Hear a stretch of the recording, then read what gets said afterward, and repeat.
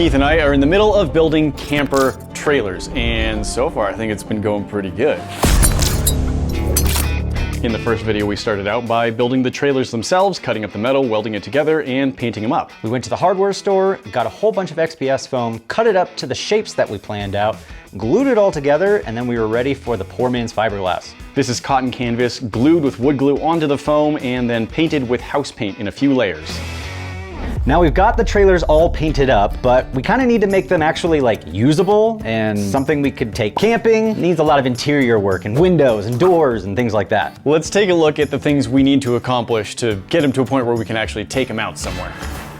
Start off with a quick drawing of my trailer where it is now. Inside the trailer is going to need a lot of things. Right now it's very open and empty. There's not really any place to put anything if I'm actually in there doing stuff. So I want to have storage, and I've got a couple of ideas of how and where I want that to be. I want some shelving. I want some at the front, some at the back. The stuff at the front I think is going to be a shelf that's kind of resting on the floor, and that'll just be a shelf and sort of a cupboard inside. And at the back, instead of being down at the floor like this one is, I want this one up high. Like I'm going to be lying down, my feet will be down there. I've got space. So I'm just going to show something that's kind of coming off of the wall, cut a couple of holes into that to make it into sort of cupboard shelf things. And that'll just go from one wall to the other wall. I should have a decent amount of storage. In the first video, I showed a little bit of how I had the shape of a chair cut into the foam of the walls that I then put underneath the cloth as I reinforced the walls. And in this video, I'm going to be finishing that up a little bit. So I'm going to be turning that into a usable chair or bench by way of some stretcher pieces of metal and some cloth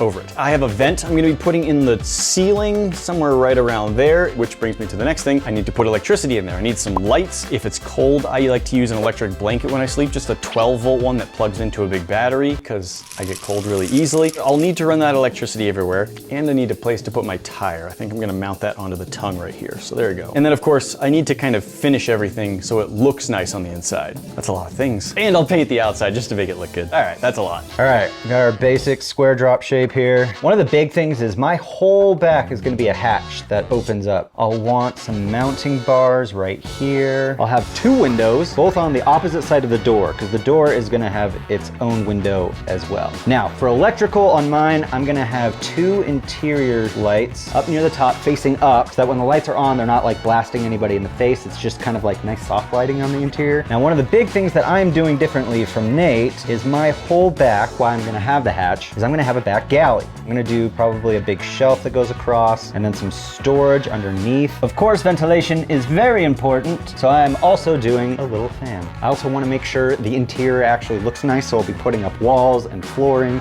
and a headliner. There's a lot of work for us to do. And since we're sort of making this up as we go, we kind of have to figure out our own order of operations. There's been a lot of thought and planning through that. Let's go! Now, one of the things we both talked about was adding interior storage. And one of the ways that we want to do that is actually by attaching into our walls. And these are the same walls that are just made of foam. It's not the strongest stuff, but we have what I think is a good way to do it. I have attached these drywall anchors by drilling into the foam, putting some Gorilla Glue on those drywall anchors and threading them into the foam itself. Now they've had a chance to dry, and we can do some tests about how strong this mounting system really is. Now I've got a board here that I hopefully have hole space just right. So I've got those two that are designed to mount this board, and these three don't attach to anything. I'm just gonna have the screws right in there, and we can see how much pressure the screws can take yanking sideways on them or something like that. All right, so at this point we have been working pretty much non-stop on these campers for about 3 weeks straight, and it is fairly tiring and very time consuming. Even with all of the building and chaos though, I'm able to stay up to date on the news thanks to the sponsor of today's video, Morning Brew.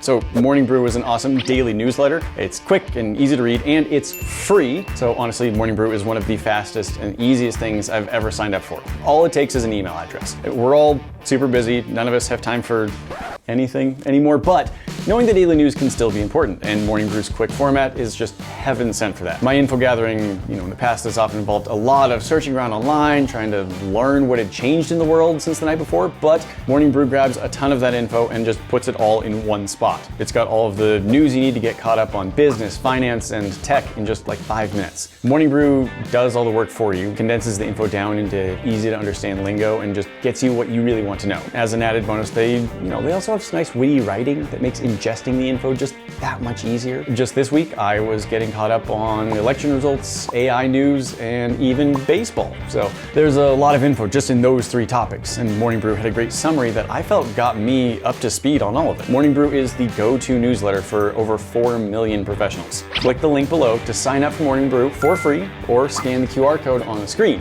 It literally takes less than 15 seconds to subscribe. Save time and stay informed. Go sign up. Now, talking about learning new things, let's find out how strong drywall anchors glued into foam are.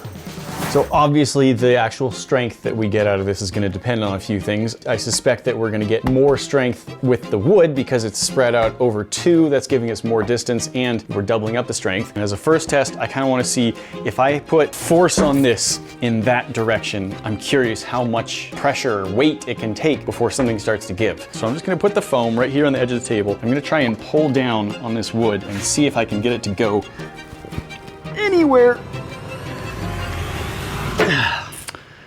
That didn't move at all. I take a different board. No.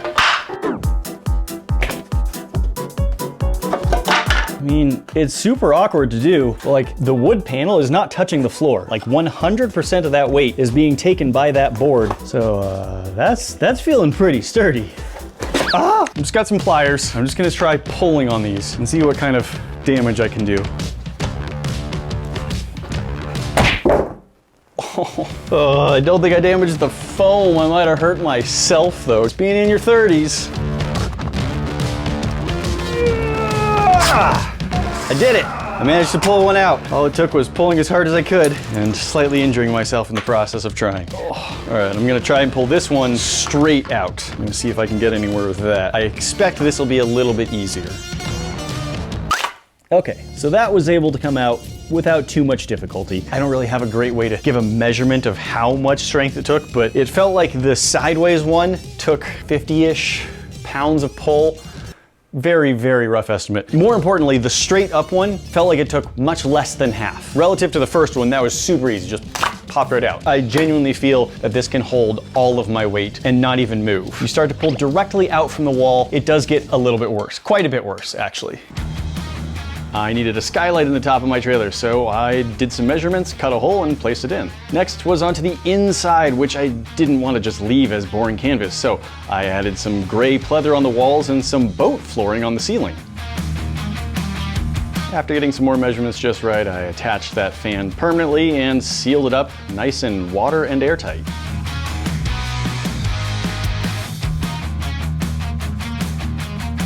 The chair I'm building into the walls of my trailer uses these brackets to make sure that all of the weight and pressure just goes straight down and not sideways at all. Just using these 3D printed parts to hold the bars in place. A single one of these aluminum bars is strong enough to hold my weight entirely, so spreading it out over 3 of them should make it no problem.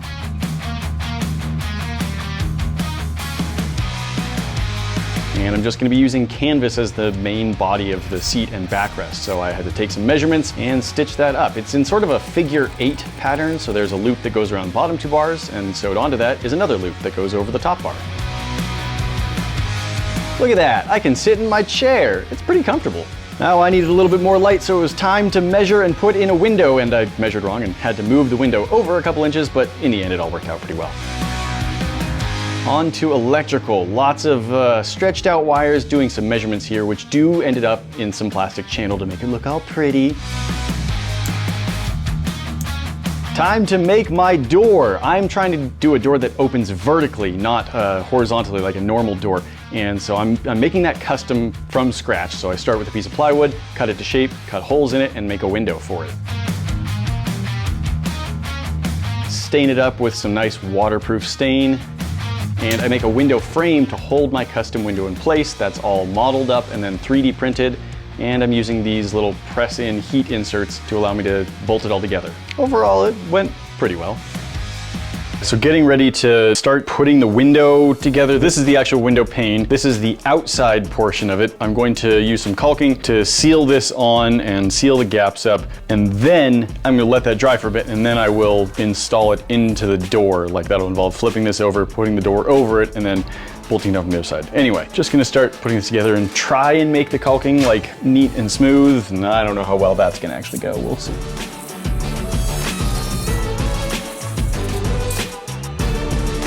being able to custom 3D print these parts was awesome.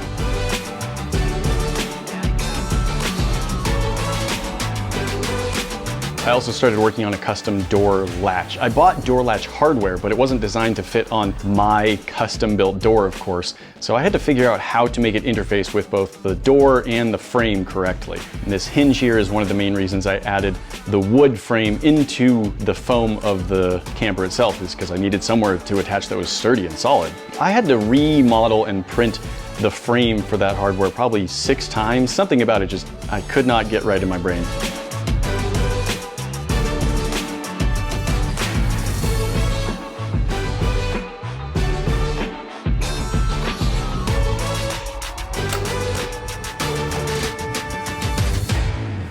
All right, time to make the square drop actually look good in the interior. And I needed to do the walls first because all the framing is gonna go over that. So I have to do this in the correct order of operations. I planned out the interior of my square drop so that the interior walls would be about 4x8. That way it kept all the cutting to a minimum for the interior wall panels. They're just 4x8 wall liners that are about 1/8 of an inch thick. You can get them at the big box stores. Kept it cheap and simple. The headliner is an extra piece of pleather that I just happened to have sitting around, and it fit perfectly.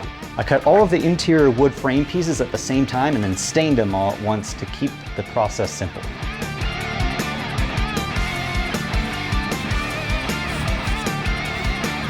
Next, it was time to get my fan installed once the headliner was in.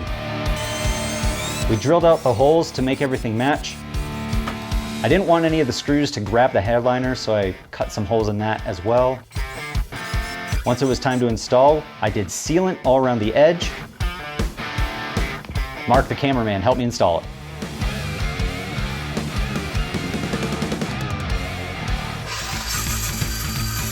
Now it's time to actually attach my camper to the metal trailer.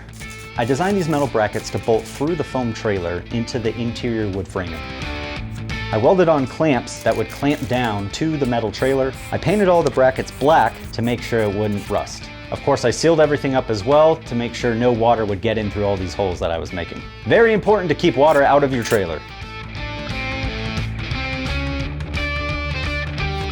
These front 2 brackets are very sturdy, 3/8 inch bolts.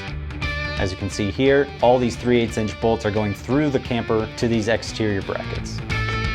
With my lower framing and brackets all done, I can now start doing the interior struts all throughout the interior of my camper. I think this is kind of an unusual order of operations for building a trailer, but it worked out pretty nicely. I used metal brackets to join all my interior framing so that it was really sturdy. Next up, it was time for my electrical, or at least to start it. LED light bars. Put these up here.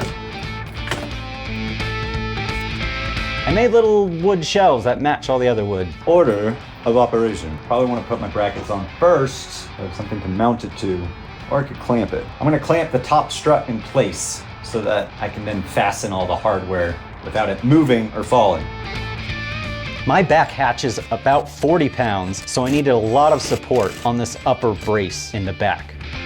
Attaching the hurricane hinge was a whole new process for me. I'd never done this before. But you want to seal everything up using butyl tape, make sure no water can get in anywhere. Once the butyl tape was installed, I just went down the line and installed the hurricane hinge fasteners.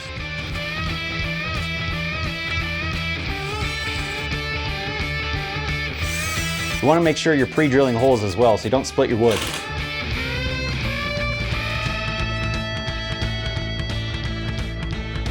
Hello! Back hatch. With the hatch now able to go up and down with the hinge, it was time to actually be able to seal it up. I don't want any drafts coming in while I'm sleeping. I want my hatch to be able to open and close with ease and also stay open once I open it. So I'm using gas struts. Moment of truth. About to find out.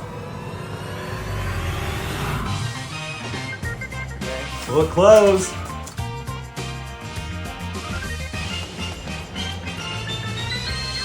Hey! So this needs to go in up to these lines. Oh my gosh. Okay. Oh, pound back here at the bottom. One more. Okay. Sweet. Now it's time to install my door. Unlike Nate, I was lazy and I didn't want to fabricate my own door. So I shelled out a little bit more money and got a pre-made nice one.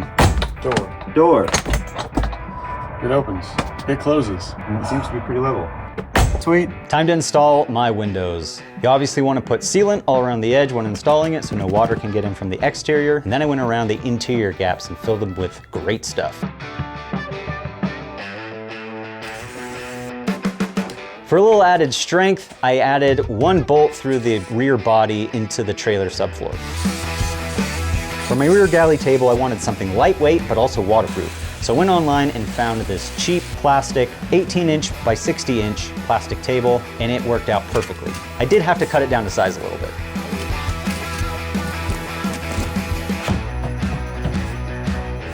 I removed the metal legs, but actually left in the metal frame for it because I wanted to attach to that. It's a lot more sturdy than the plastic. Time for one of the most fun parts of the project, electrical. This part's really satisfying because, like, once you get it done, have all your switches that work and the fan and everything else, and it's just a fun part. One of the really nice things about having our big print farm is we can make our own parts when we don't have something we need. So like we got these cheap little on-off switches, but we need a good way to mount them. And so Nate 3D modeled these little mounting pods so that I can attach them as needed wherever we need them. All right, I'm gonna do the cabin lights. I'm prepping the switch right now, and then I can mount that where I want it, and then I can run all the wiring to the switch that is needed, and then run it and try and hide it in conduit, and then run it down all the way back here to where my little electrical hub is gonna be. Hugging the edge so that I can hide the wires on the backside. Sweet. Now I gotta run black down to this, red over. These lights don't work in series. I have to hook them up in parallel. So I'm gonna have to run this wire over to that one as well and join them. I can't just run this one. That made no sense. I gotta connect both lights to this one switch. I can't run them in series. I have to wire them up in parallel.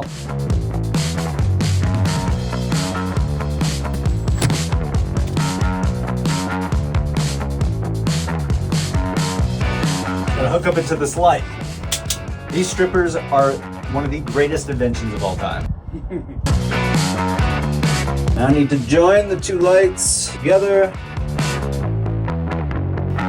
So negative goes to the switch, it goes to these black wires, through this red wire. I had a lot of red wire, that's why I use this one. Now power, go to these red wires, and then it should work. Don't forget your heat shrink.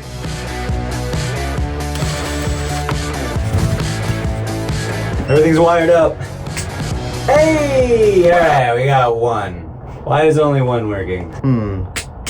Halfway good? Yeah. Well, Is there a switch on the physical light bar that needs to be on? Nate's smart. That would have been hilarious if you spent an hour chasing wiring. I know, and that right? was the solution. Yes! I did it. That was it. That was it. Hey, they both work now. I went a little bougie and did up lighting. Fancy. Now there's soft lighting. Yeah. If I ever need more, I can just wire some more in, but Yep. this should be fine. Yeah. Can I see at night? That's it. Woo! I just need to hide all of this. Or leave it like that.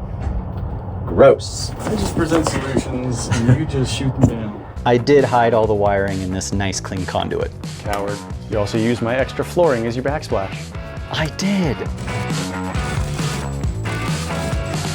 Now it's time to set up my galley lights. I just had one light going over the table. Give this a whirl. Hey! Always use your safety goggle. The interior window liner frames that these windows came with don't fit our wall thickness. So Nate went and modeled up and 3D printed these very nice custom ones that do fit our wall thickness and made up with these windows that we got online.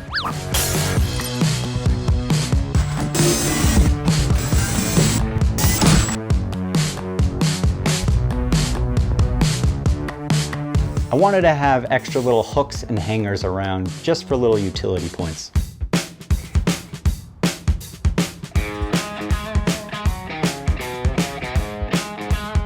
Installing my window, pretty much the same process as Keith.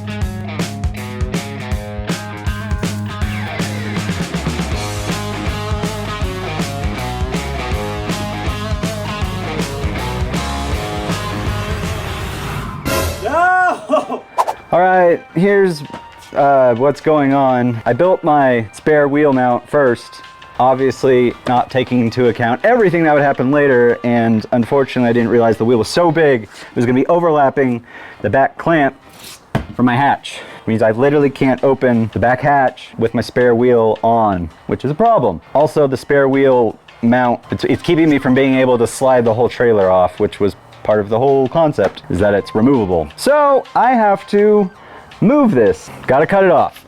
Oh, that sucks. Are there downsides to designing and planning things out on the fly? I don't think so. No, that's silly. This door was pretty big and not tremendously sturdy, so I added some 2020 extruded aluminum onto it. Then it was time for some paint, and I'm just going for like a tiered, misty mountains look. I've seen pictures of people who have done this on like bedroom walls. I don't know if I've actually seen someone do it on a trailer before, but I figured why not? And I really liked how it turned out. It was pretty fun process to do, not terribly hard, and I just kind of made up the profiles of the mountains as I did the 3 layers of it.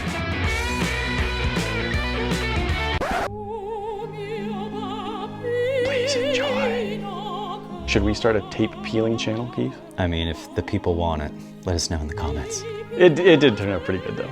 I really like the color of the green with the color of the wood. Nate's a fancy artist.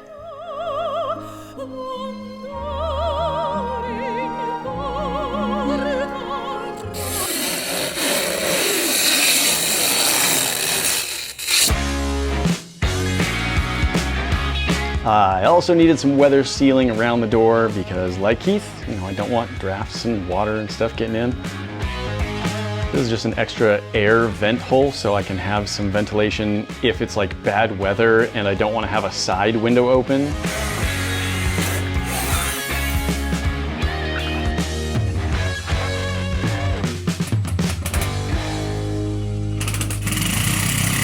So to keep the actual pod attached, I've got 2 different methods. I've got these like toggle latch things that just put it into place, pull it tight, there you go, it's attached, and then I'll have bars through there so it can't come undone. But then over here, I have a different, more secure and permanent attachment method. I've got some nice 1/2-inch bolts, and that'll fit in through the side here, and then I'll have a locking nut on the outside of that. And so that should prevent movement in forward, backward, left, right, up, and down.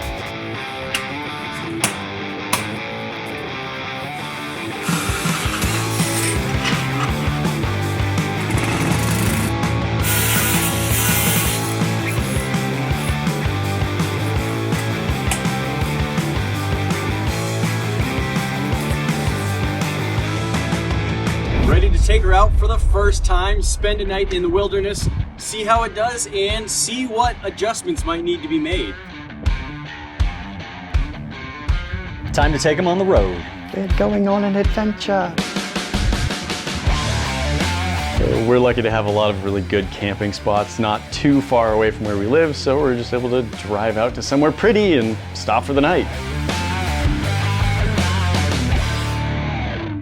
Whew. Okay, we made it up, successfully towed the whole thing, and everything seems to be working pretty well, except I had not mounted the box that routes all of my 12-volt power to my fan and my lights, and so it was just hanging from the wires, and the wires were crimped onto the rings that get attached. Anyway, so it shook out, and several of my wires are no longer connected, so none of my power actually does anything. I'm gonna try and fix it a little.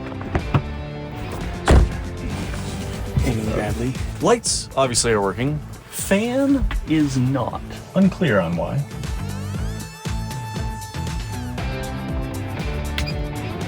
That's a good sign. Made the beep. We have functioning fan. I just didn't remember there's a specific way to wire it that doesn't match every other wire. All right, love it. It's so nice in here. A perfectly roasted golden marshmallow on top of a coconut chocolate cookie, and it's a fantastic combination. This might actually be better than s'mores to me. Yeah. And I love s'mores. Oh, good. Look at that. Ooh, that is nice.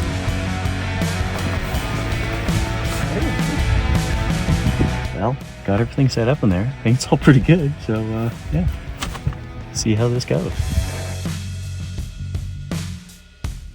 All right, we're all set over on this side as well. Me and River, everything's put away and ready for the night. Got the electric blanket set up, got a charging strip over there, cell phone, etc. And yeah, we're about ready for bed. So hopefully everything's comfortable.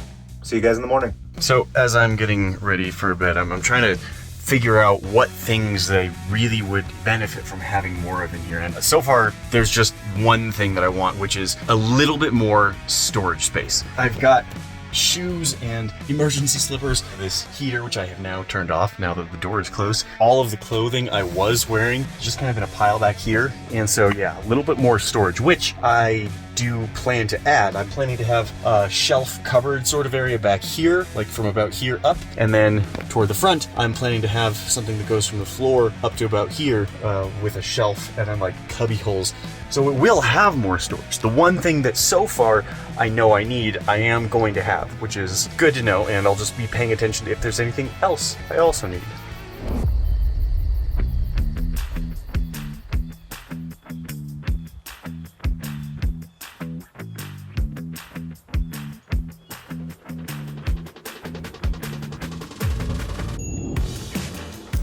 First, I need to remake my spare wheel mount. Most I just need to make it higher, so it lifts the wheel out of the way of the clamp. It's not the cleanest work I've ever seen, but it works well. Now, I'm not a fancy artist like Nate, but I did want to do some cool little mountains on the side of mine, and a few little Bob Ross happy trees. No mistakes.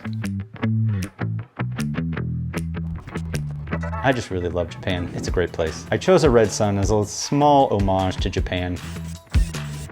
One of the other changes that I really needed to make was having a hatch to my electrical battery pack. My battery turned off in the middle of the night while I was out, and I realized I had no way to fix that, so I made a hatch.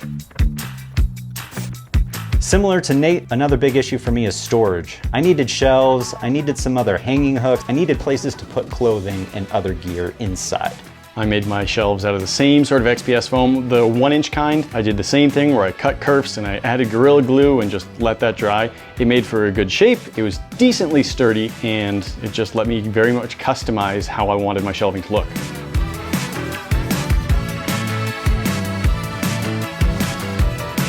I did the same thing where I covered it with canvas that was just glued on with wood glue, and I thought about painting it, but since it was going to be entirely inside and I actually really liked the color, like it matched everything, I just left it with the bare cloth look. Cutting out some holes to give me access to make it actual cubbies instead of, you know, just a wall inside my trailer. And I have those on both. I did 3 holes on one, 2 holes on the other. It just gives me easy access. And then I was also able to 3D print some frames for those and make them look really professional. Now the foam does hold itself together, but it doesn't hold weight on long horizontal surfaces very well, so each shelf has some support under it in the form of these 2020 extruded aluminum bars. Those bars just attach to brackets that are screwed into the wall with the same glued in drywall screws I used earlier. And then to stop everything from moving, I just had these 90-degree angle pieces that I used double-sided tape on and attached to the shelves and the walls. Once all of the frame parts are glued in, these ended up looking surprisingly professional. And a little accessory board mounted to the outside gives me the option of strapping or bolting or clipping things out there at later dates. At one point during our camping trip, I wanted to like hang a light, but I had nowhere to hang it.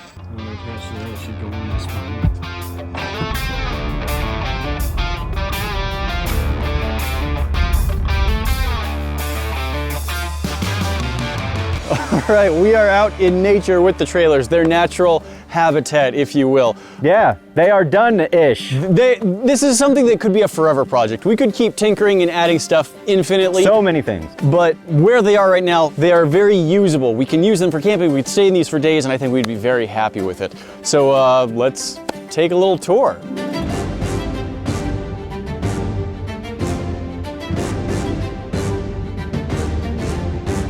Well, I did end up adding a new weatherproofing strip right at the top here. That should keep all the rain off, but let's take a look at the inside. Oh, dusty. Let's take a look at the inside. Hasn't changed that much from other things you've seen, but you can go in. I did not drive here with the battery just sitting free in here. I did move it in here, but this is my very sophisticated electrical system is now up and running. We can get things plugged in. We can turn on our light. Also got just this nice USB light. Plug that in. I can actually just hang this from my door handle. And partly this is, you know, more light is sometimes nice, but really this is mostly here to remind me not to hit my head on the door handle here, which I have done, and we'll probably do again at some point. My patio light, I'll call that. And in here we've got all of my shelves and storage is now in place. I've got shelves, I've got sort of cupboards. I've got some nice little pocket things on the wall. We did take them out before, and that was the biggest frustration, was I had nowhere to put stuff, which I knew that I wasn't done and I wanted more storage. And now that I have it, I'm super, super happy with what I have. I think that'll be more than enough for holding all my stuff. You got a change of clothes, you've got whatever stuff you want to bring in for the night, and I think it's gonna do a fantastic job of just holding it all right where I need it. Easily accessible, but not on the bed or in my way getting in and out.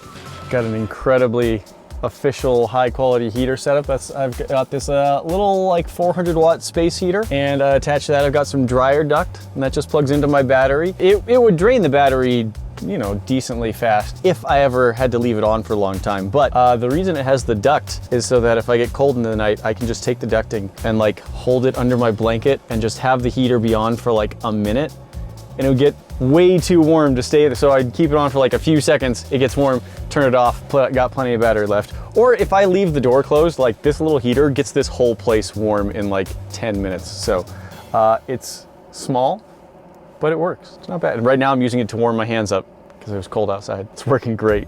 Don't do this at home. Kind of like Nate's, mine isn't super different right now. I did add a few things on the interior. Now I have actual storage. Got the nets that I threw up on this side, one storage net here, one storage net here. I also have shelving, so I have places to store things.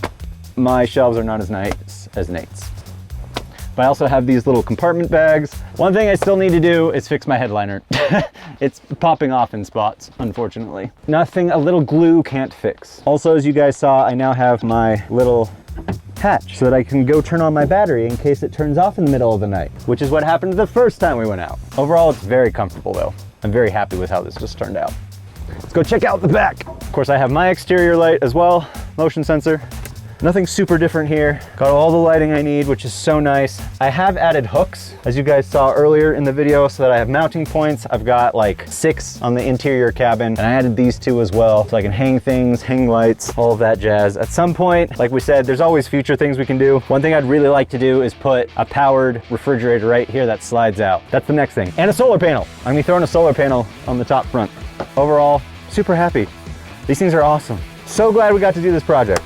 Now, a lot of you are probably wondering about cost and parts for these campers. We made a spreadsheet and we put a link down in the description that shows what we got and how much it is. My square drop camper came out to around $4,180. Nate's camper came out to around $3,200 total. If you're curious about anything we used, go check out the spreadsheet. So that is the end of part 2 of the build. Now, like I said, these are not like entirely finished. There's still more stuff that we can and will do with them. And we'd actually love to hear from you. What are your thoughts? What are some things we should add? And we plan to share those updates on Patreon. So if you want to hear about, learn about what other things we're going to be doing, that's the place you should follow us. As always, a huge thank you shout out to all of our supporters on Patreon. You guys are amazing. And if anyone out there is interested in joining my amazing supporters, the link for my Patreon is also in the description.